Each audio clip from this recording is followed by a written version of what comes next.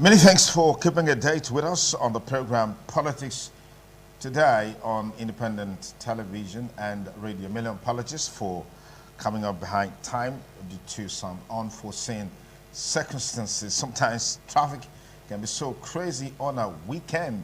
Well, it's good we're here and we'll get the conversations on course.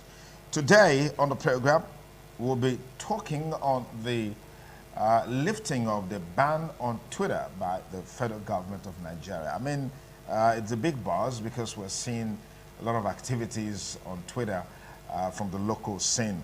I'd like to thank very especially Barrister Sonny Daudu for joining us on the program this beautiful Monday morning, beautiful Saturday morning. Barrister Daudu, thank you for coming on the program. Thank you very much. Thank you, viewers and listeners already. Okay, we also have joining us from UK, Honorable Pius Alile, founder of Pius Alile Coalition Initiative. Pius Alile, thank you for joining us on Politics Today. Yeah, thank you, Mr. Koso. Thank you so much. Okay, so we're focusing on the lifting on the ban by the federal government, ban on Twitter by the federal government. Is something that has been a major talking point in the last couple of weeks and months since last year, as a matter of fact. So we are here now, but let's look at the circumstances surrounding the ban of Twitter in Nigeria by the federal government and all the activities that heralded the final lifting of the ban. Let's begin with that, Barrister Daudu. Yes, first, sometimes last year, the federal government placed a ban on Twitter. The reasons are not far-fetched. People felt that the issue affects the city president, and as such, it is in reaction to that of course, that the ban was placed. I think it was politicized. But to me, I think there is a concept that I was not too pleased with the word ban. It was not a ban. I think it was misused. The word ban was misused. Ordinarily, it would be a suspension, suspending the activities of Twitter in Nigeria on grounds that the federal government quickly set in place. Okay. First, they were not registered in Nigeria. No, let us just, the reasons by government. Yes. They were not registered in Nigeria. Yes. They do not have a country representative in Nigeria. Yeah. They was also not registered with the Corporate Affairs Commission. There was a known office to which, of course, you can dialogue with the body in view of the activities which deals with information gathering, sharing, and delivering communications. Okay. So the federal government felt that, of course, they were not registered corporate bodies in Nigeria. And as such, the fact that the activities cannot be checked, if a suspension is not temporarily placed on them, they may go haywire. That was the reason for the ban. I think the word was wrongly used. It was not a ban. It was a suspension. Suspending the activities for the time being, pending when, of course, some issues that the federal government felt were not, of course, in concert with the broadcasting codes, regulations, and laws. Hence, the ban was the word ban was used. But to me, it wasn't a ban, but suspending the activities, pending when, of course, because soon after the ban was placed, there were dialogues as to what should be done to ensure that it comes on board. And thankfully, today, the federal government, of course, has lifted the ban with an agreement with the Twitter management of what, of course, they needed to do to ensure that they operate within the confines of the law. Of course, everybody has rights to information. Citizens also have right to own bodies or organizations that can disseminate information. Yeah. But that must be in concert with the law. Okay, let me pause you there. Let's bring Pius Alile, who is joining us from London, to get his views and opinions on the latest development on the suspension of Twitter in Nigeria. That suspension has been lifted, but let's look at the circumstances surrounding the suspension of Twitter's activities in Nigeria. Pius, what are your thoughts? Yes. Good morning, Mr. Okosun, and good morning, everyone. It's a difficult one. It has always been a difficult one to balance between regulating social media as well as securing public interest. Government around the world is struggling to make sure that they ensure freedom of speech, balance it along with human rights, and ensure public safety. It has been a challenge. Conventional media are being regulated everywhere in the world. Domestic media, international conventional media are being regulated. But when it comes to Facebook, Twitter, and other social media outfits, governments all over the world are finding it extremely hard. I am aware that some MPs here are trying to bring out a bill regulating the activities of social media in the United Kingdom. It is not to suppress freedom of speech, but it is to balance it with public interest, as well as confine it to domestic regulations, so that it will not be subject to abuse. So what the government in Nigeria did was to bring the Twitter to discussion, so that they can have a certain level of agreement for operation. And I think that is what they have achieved following the lifting of the ban.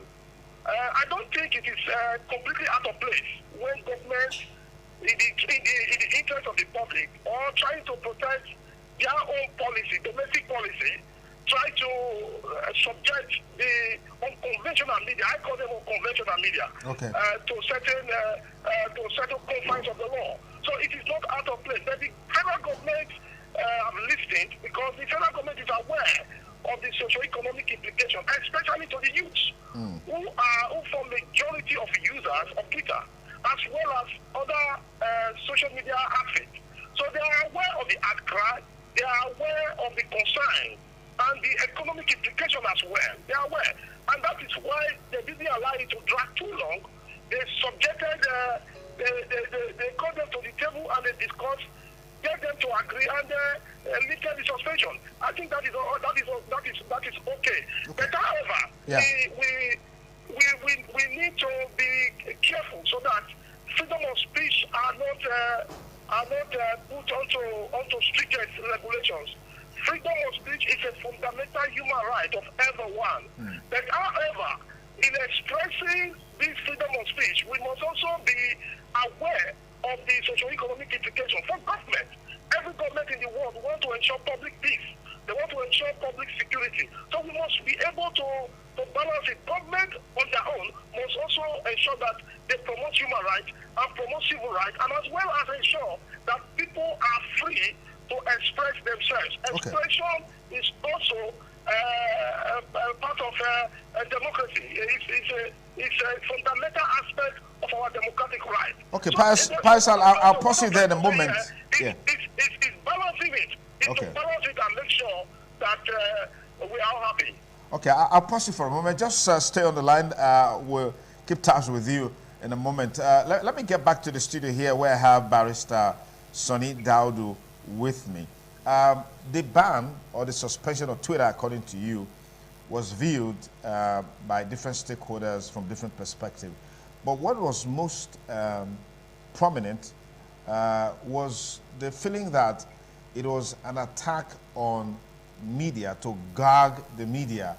People have expressed concern that maybe the traditional media is not living up to expectation, and social media, of which Twitter is an integral part, has become a way where people can really express themselves. Do you subscribe to this perspective? No, that's not correct. The traditional media, the orthodox media, they are doing their best. They are keeping to tab. They are the persons, if you must agree with me, who gets the raw information. They are there when the statements were made, policies were made. You see, the government houses, government policies are covered by the media, rawly. You have a press briefing, the media is there. So they disseminate the information, of course. They are living up to social. But the social media, what makes it more either accessible or viral is because of the use of phones and other technological gadgets. Okay. Now, those in the interior and the villages, they may not have light, but they may be able to put on a gen to charge their phones. They have data, they go online, they see informations there. That does not obviate the traditional functions of the orthodox media. They are doing their best. But it's only areas of coverage and accessibility. People are constantly with their phones. They are not constantly with their TVs and radios. That is just the difference. Again, we admit that, of course, the social media is also a veritable tool for information gathering and dissemination. But what the federal government has done is to ensure that the activities, since they affect government policies and programs, they must be regulated. Now, of course, people viewed it from different perspectives, politically and all of the otherwise. If you also look at the reactions to this current lifting of ban, yesterday, the caucus of the minority caucus of the National Assembly, they argued that the federal government led by APC should apologize to Nigeria. That was their position. That was political. Because, of course, more often than not, those in the caucus now fail to realize that they are part of the government, irrespective of party. Because once you have won elections, you are now in the National Assembly, the issue of being a party decision or being a party decision is obviated. It's now a government decision. Okay. So if you are part of the government, you have a PDP in the House of Senate, House of Representatives, the House PDPs are governors and all of that.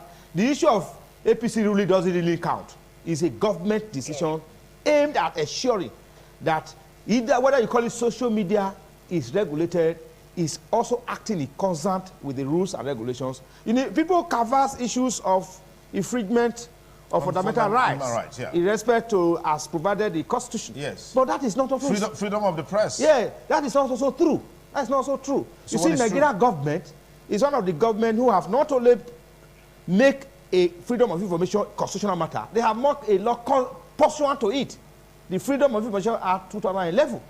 They have made an act pursuant to freedom of information in which you can demand government accountability and transparency in terms of government. So Nigeria government is one of the government that, of course, has ensured that freedom of information is not, of course, interfered with. Now, when you now see the channels, that's the issue now, issue of channels. Yeah. You have the orthodox media, you have Facebook, you have Twitter, you have YouTube, and YouTube, so many other platforms. Yeah. If, for instance, one of the platforms is placed on suspension for an alleged violation of rules and regulations governing mass media, whether you call them the orthodox mass media or the social mass media, there is a law, there are regulations, there are codes regulating the mass media.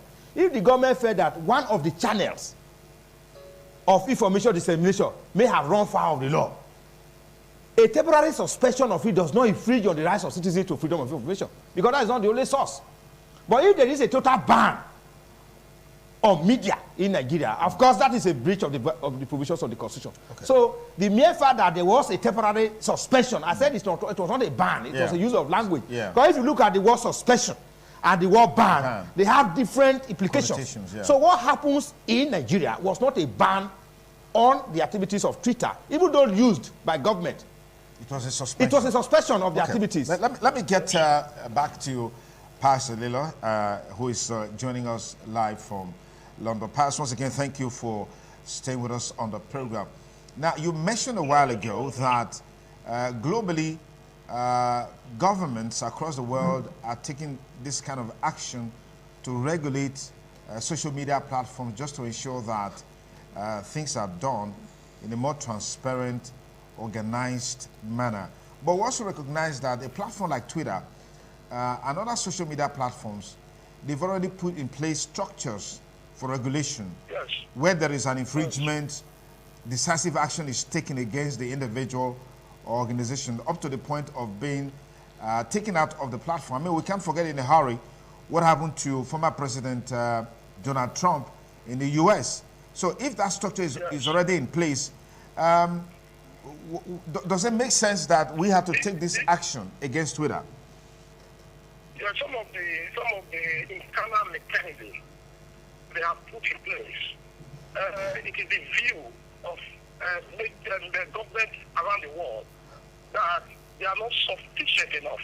If you look at what happened in the United States of recent, where the Congress invited the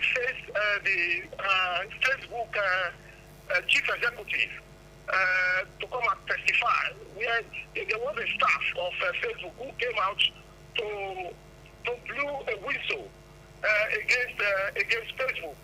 It was basically on their activities and as well as some of their mechanisms that they have put in place that are not sufficient enough to protect public and protect public interest. I think that the mechanisms that most of them are put in place are okay, but in the eye of so many governments around the world, they are not sufficient enough to protect individual, civil, and public interest. And that is why these laws must come in tandem with the domestic laws of the land. There are so many things that the conventional media are barred from doing that the laws that their internal mechanism have not covered. So these are some of the things that these are the issues that is causing concern. But however, the government is aware of the implication of trying to guard the social media or ban them totally, and that is where you hear of suspension, not necessarily ban. Okay. You understand? It is to bring them to table so that their laws, both the internal mechanism that they have put in place, are in tandem with domestic laws of the land around media operation. If you look at what, for example, your own station, ITV, you are subject to the laws of the land, both local and the national laws that concerns media operation. There are many things you cannot air, but they are aired on social media because people can just go in there and put anything. So we understand. I am aware that there are internal mechanisms that are put in place to protect individuals and protect the public. That is not sufficient at all. And that is why a lot of national assemblies around the world are trying not to guard it, neither are they trying to stop it. They're trying to put certain regulations to ensure decency and ensure that the integrity of media are not compromised. I think that is what they are doing. Okay, they are mindful of the freedom of speech aspect of it. Yes. Yeah. Pastor, I just wanted to drag this point in, maybe get your reaction to it. Don't you think that some of the limitations of the traditional media is what is making the new media to flourish in terms of access to information? Because you said a while ago that a lot of things that the traditional media are limited in broadcasting or covering, but you have access to this information on social media. Yes. The freedom of my brother there talked about the Freedom of Information Act just now. That allows the media operatives, people like you, yourself, and other conventional media to access information. They can make use of those laws. We already have legislations that can safeguard media rights, and that is what the Freedom of Information Act is all about. Okay. It's to safeguard so that it will make it easy for you to access information and dispense this information responsibly. Hello? Yes, go on. We're listening. I'm listening. Yes, and dispense this information responsibly. Okay. Ensuring that the interest of civil rights, the interest of individual, and the interest of public rights are not compromised. You see, it is easy to talk outside government. But when you are in government, you're looking at public interest. You're looking at civil rights. You're looking at public policies. You see, you don't also want to make policies that the media will come and compromise. You know, so many things are in place. So I agree with you that the media, the conventional media, should not be guarded in such a way that they are not able to express themselves. People should be able to express themselves. Okay. That in expressing themselves, we must try as much as possible to eliminate fake news. Okay. You understand what I mean? Yeah. You must eliminate fake news, unsubstantiated information that haven't got any source at all. You see, what is happening in some of these conventional media is that people put in there, this thing cannot be verified, it cannot be referenced, you see, and nobody is taking responsibility for those information, you see, that can compromise and jeopardize the sanity of any society. And that is why any responsible government can come in to say, okay, let's put certain things in place, not to stop them from blocking, but to make sure that people's rights are protected. Okay, Pastor, just hold it one more time. We'll get back to you in a moment.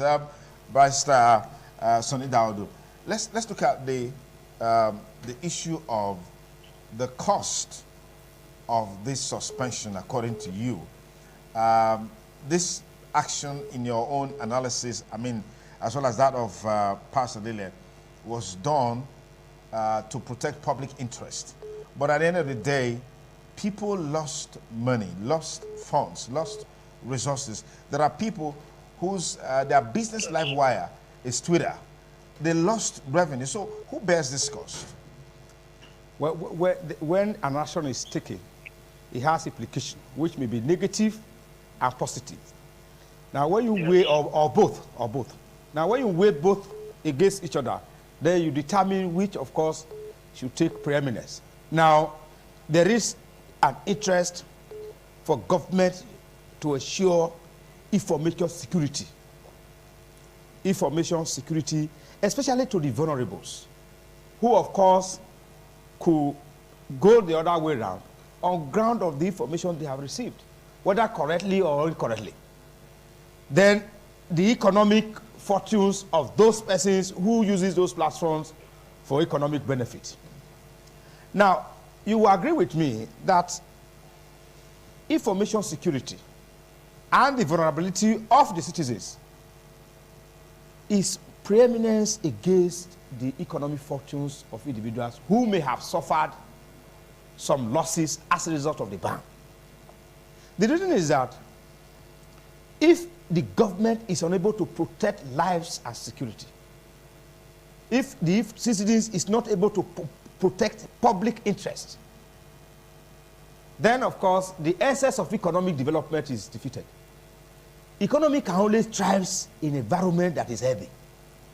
You cannot, if for instance the citizens takes into arms and ammunition and a war or a fight, for instance, erupts, can you trade? Even the social media can't trade if their platforms are destroyed.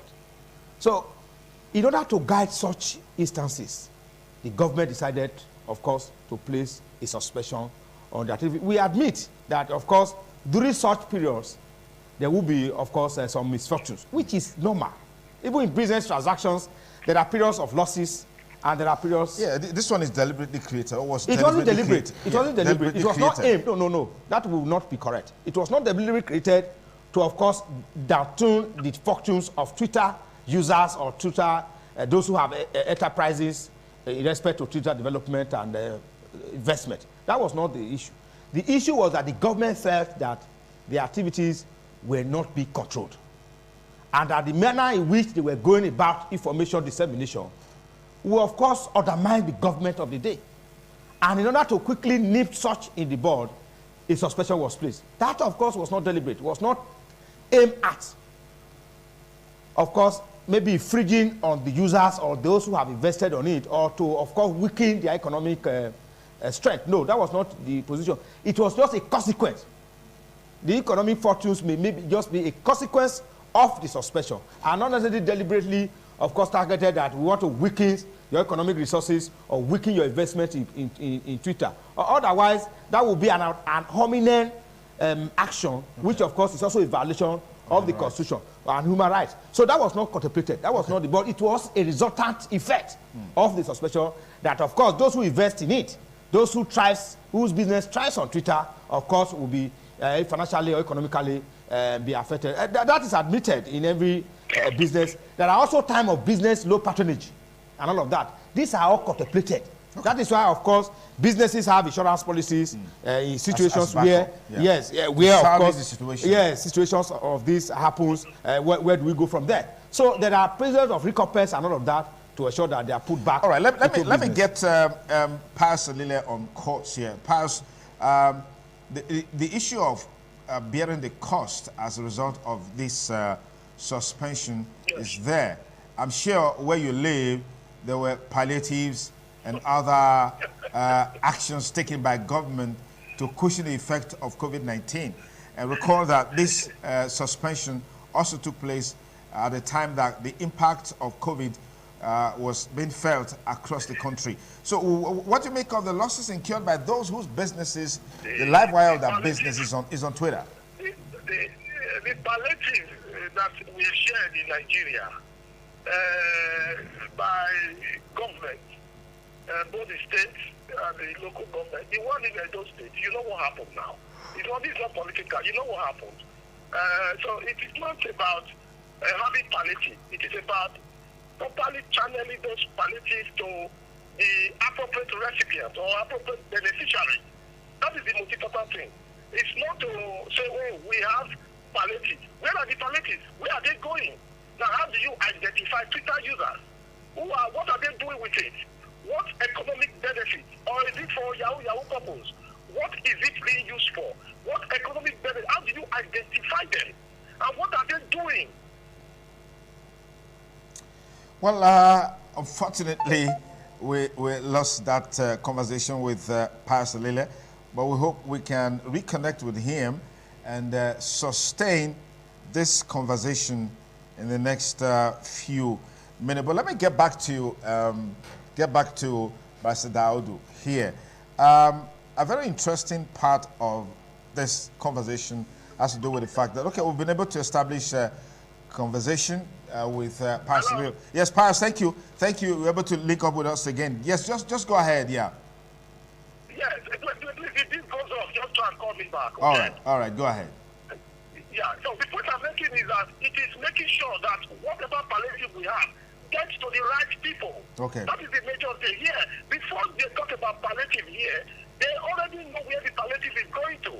So you must identify the appropriate beneficiaries. So who are the beneficiaries? If you are talking about let's compensate those that have lost out, lost their economy, lost money as a result of Twitter suspension, identify who they are. What are they doing with Twitter? Is it for social activities or is it for economic activities?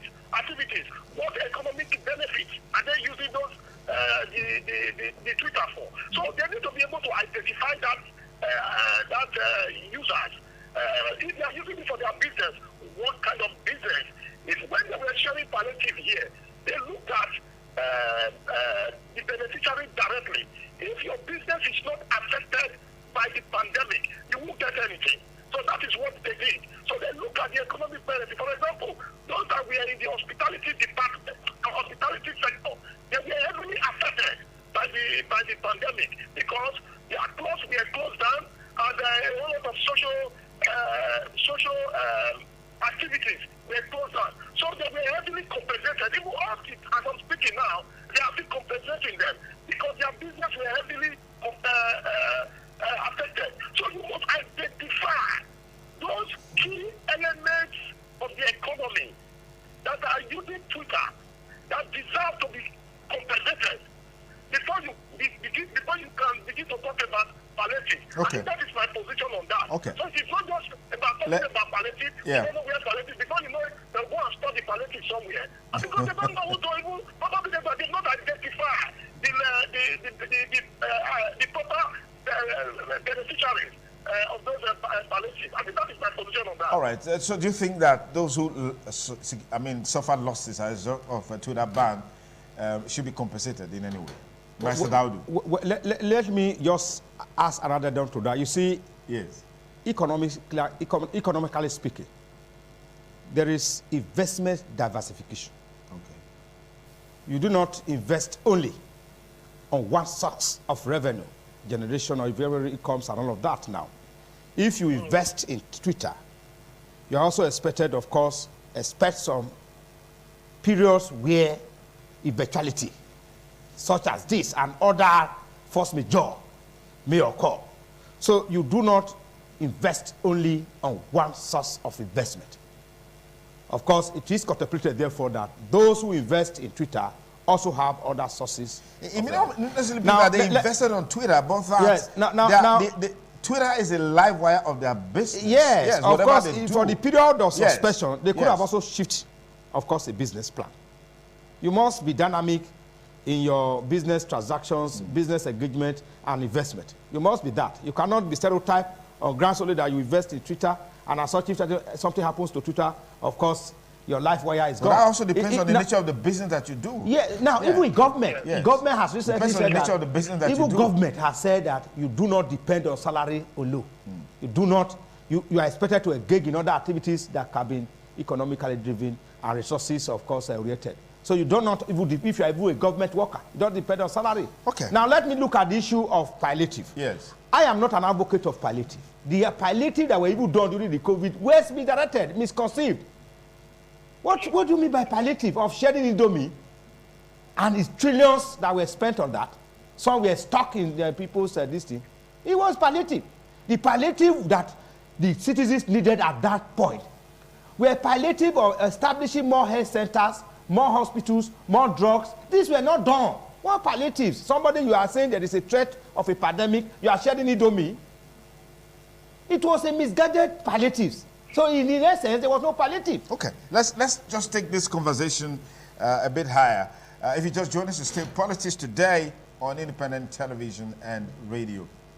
Social media, whether we like it or not, has become an integral part of strengthening democracy. And now we're on the part of the 2023 elections. I mean, aspirants are emerging left, right, back, center. And some say the political parties, the onus is on them to live up to expectation to ensure that all of the tenets of democracy are allowed to thrive, particularly in the process of emergence of candidates as we get into the electoral process. Let me get your take on this, Pastor Lila, before we open our studio line.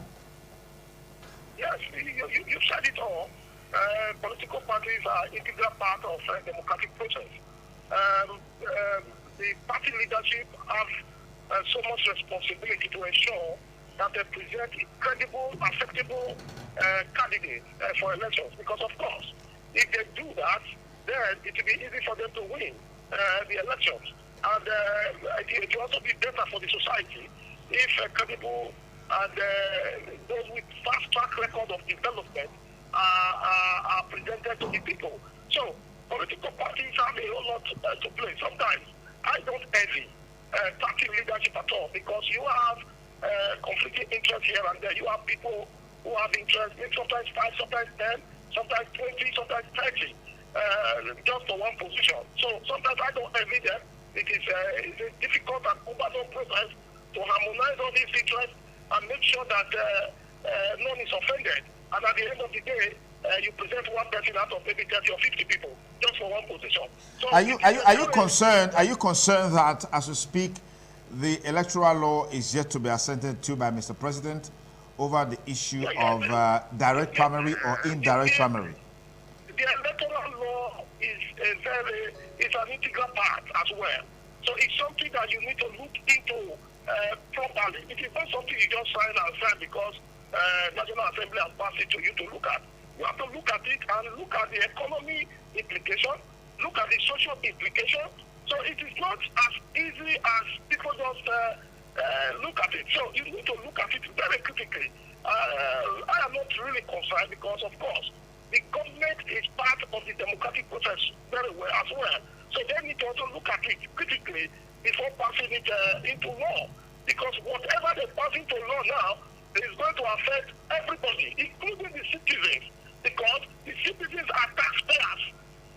They are the taxpayers. It is the citizens' money that you are going to use. Whether if you say, let's adopt only one direct primary. It is at the end of the day, you need to also consider the economic implication as well.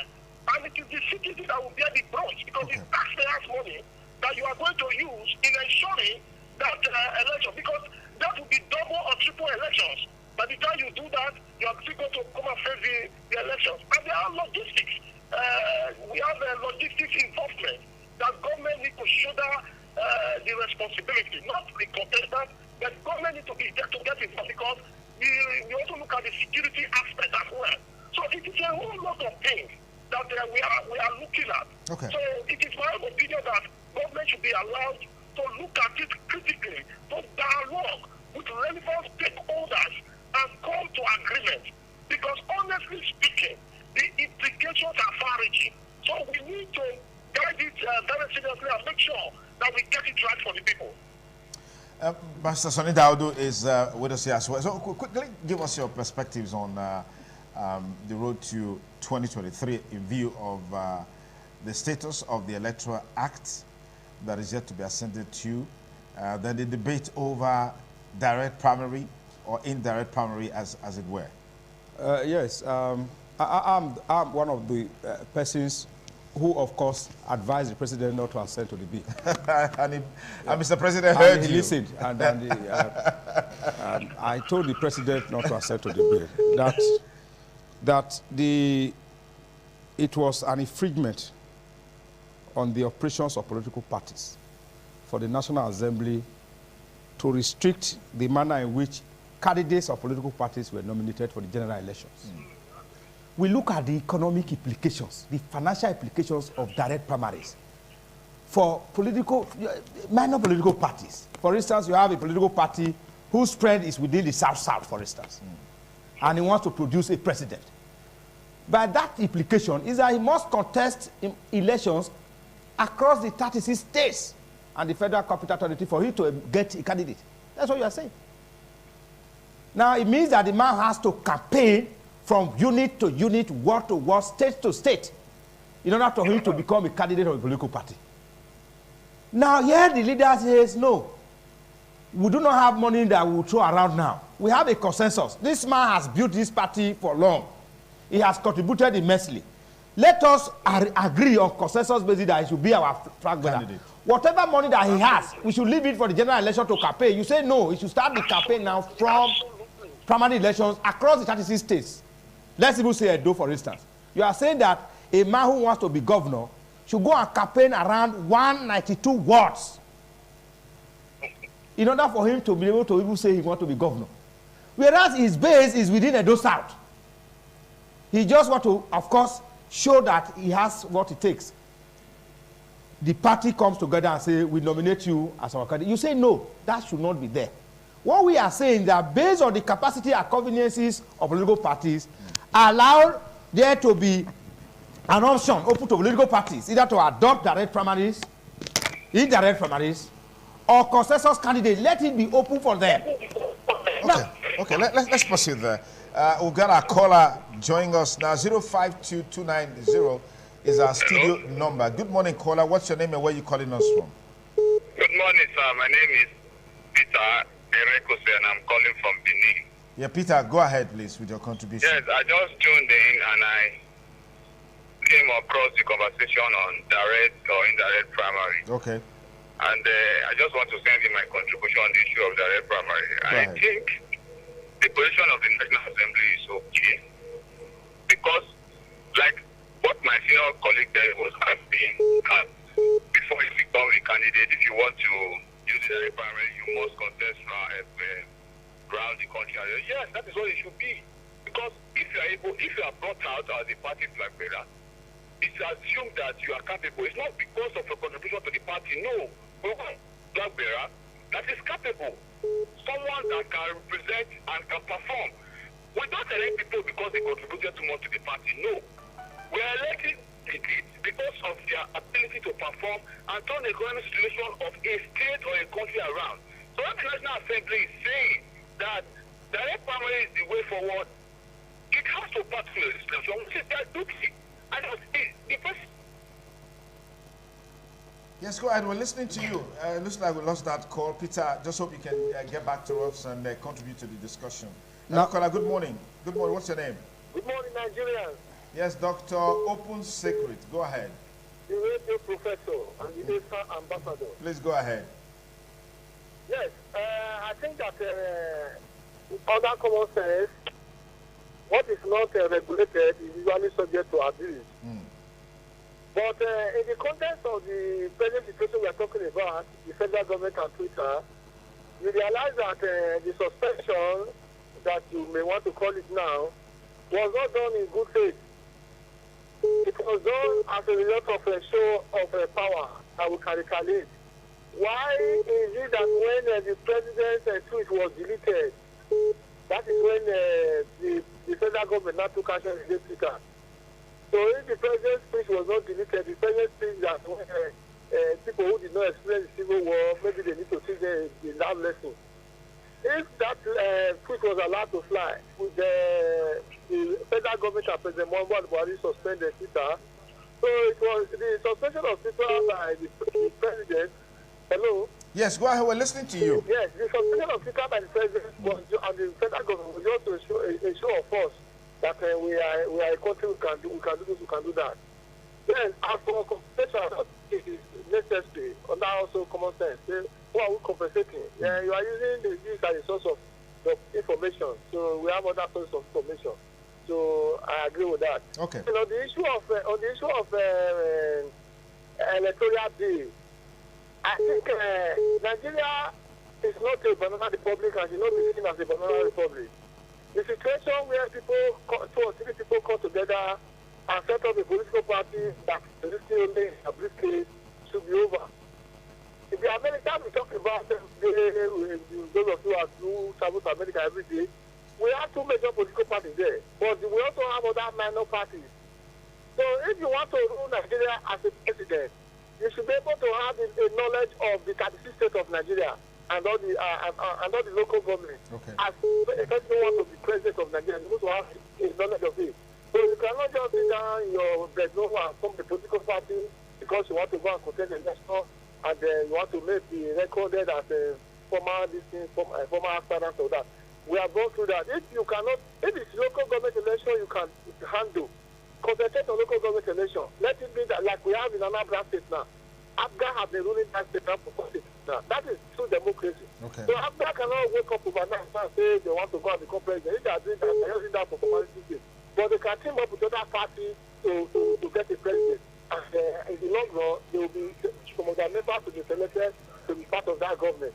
But the problem here is the winner takes it all. Okay. So that is why all right, let me pause you there, Dr. Opusikri. Thank you so much. Thank you.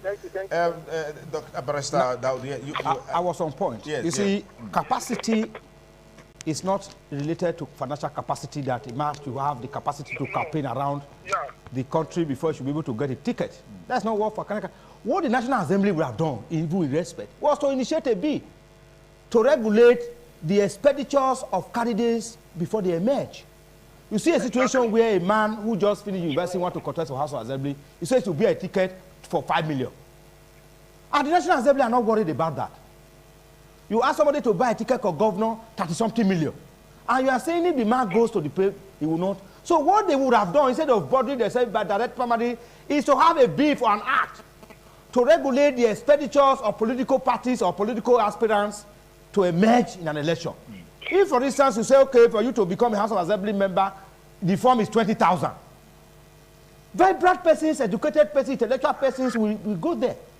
A man who doesn't have the resources to buy a councillorship form, even though he has the capacity, intellectual capacity, the experience, how does he buy it? These are the areas where, because the National Assembly, with due respect, they don't consult, with due respect, with their constituent assembly. Okay. Before taking a decision. Let's take this call. Hello, Kala. Good morning. What's your name? Hello, good morning. I called back. I was tripping off when I heard you say if I can call back. Okay. Maybe you wanted to ask. Okay. No, I thought you hadn't concluded the points that you were making, and it was important that you do that. That's why Okay. Thank you, Peter. Thank you. So to me, what the National Assembly would have looked at, the cost of becoming an aspirant is too huge. And that is quality persons. Quality persons. Okay, hello, good morning. What's your name? Hello, good morning. Yes, tell us your name and where you're calling from. Yeah, my name is Comrade Abe. I'm calling from Molia. Yeah, Comrade Abe, please go ahead. The truth of the matter is that the man over there after it all, it's just a fortunate that the National Assembly, the people we send to represent all over there, they don't consult with the people that voted it in. So for me, I still stand with your colleague over there. What he's saying is a welcome development. Thank you very much. Thank you, Comrade Abe. Hello, Kala. Good morning. What's your name and where you calling us from? Go ahead with your contribution. Let me just get Pius Alile again to ventilate his views on some of the points that have been raised so far.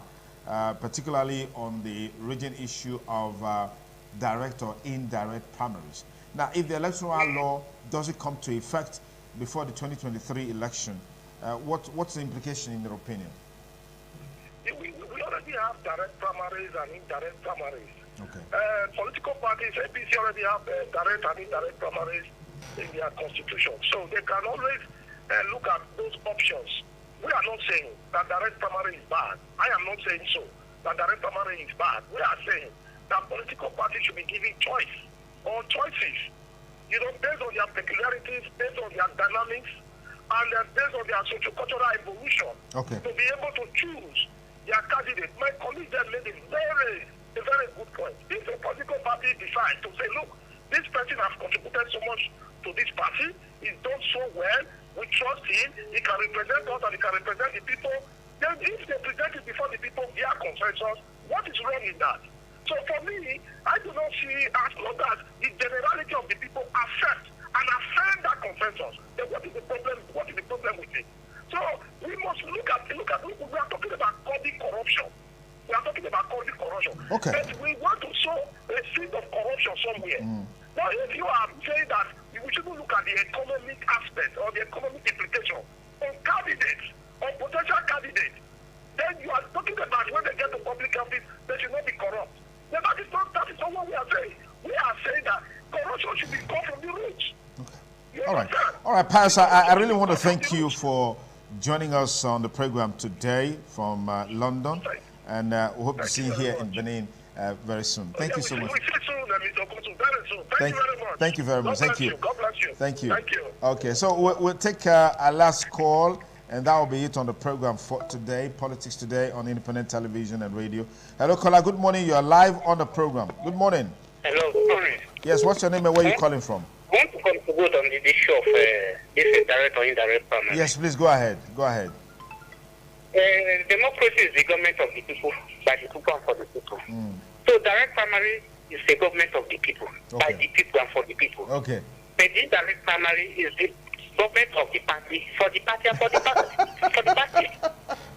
So let us adopt direct primary. Let the masses choose for themselves. Okay. Thank you. People choose who will govern them. That is why indirect primary is just government of the party and for the party. That's why we cannot be able to come corruption in Nigeria. All right. Thank you. Thank you. Sonny Yadosa, you're live on the program. Please go ahead and make it quick. Thank you very much. Yeah. I say that I agree with B.S. Daudu and Pius Adilo for their submission about the direct primary. You just say let the people choose, but the people does not pay the bill. It's something that we also have to remember. Maybe I would like to concentrate on Mr. Buhari's issue with Twitter.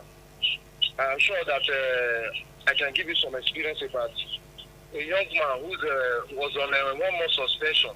Federal government did not know about that. I said a few of us because there was something he was supposed to do for us. We couldn't do it because he was on suspension. And when you are signing to some of those social media, there are T and C that you need to sign.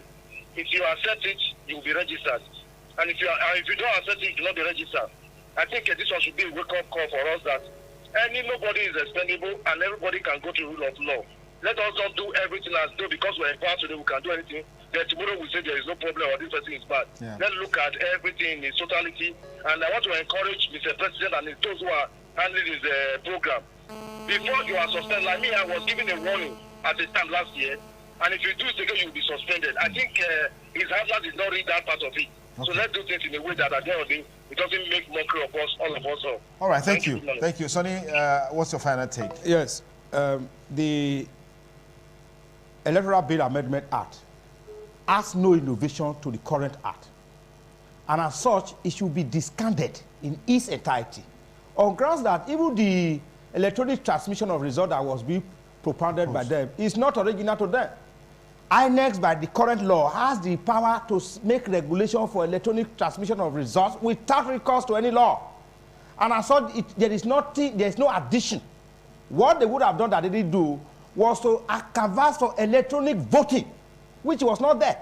So electronic transmission of results is not original, it's not innovative, it's not new, and as such, and the inclusion of direct primaries on it is also nugatory. Okay. Now, for me to quickly just see, the issue of definition of direct primaries being the government of the masses, and indirect primary being the government of the party is wrong. Because whether direct primaries or direct primary is government of the party. Okay. Because it's only the party members that can vote in whether direct primaries or indirect primaries. All right, thank you very much, Barrister Sonny Gavin Daudu, for joining us on the program.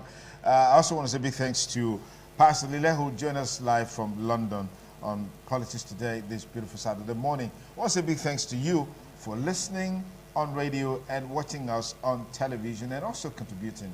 On behalf of the entire crew, I'm Sonny Jukukoson, thanking you for staying with us. Have a beautiful weekend. Bye for now.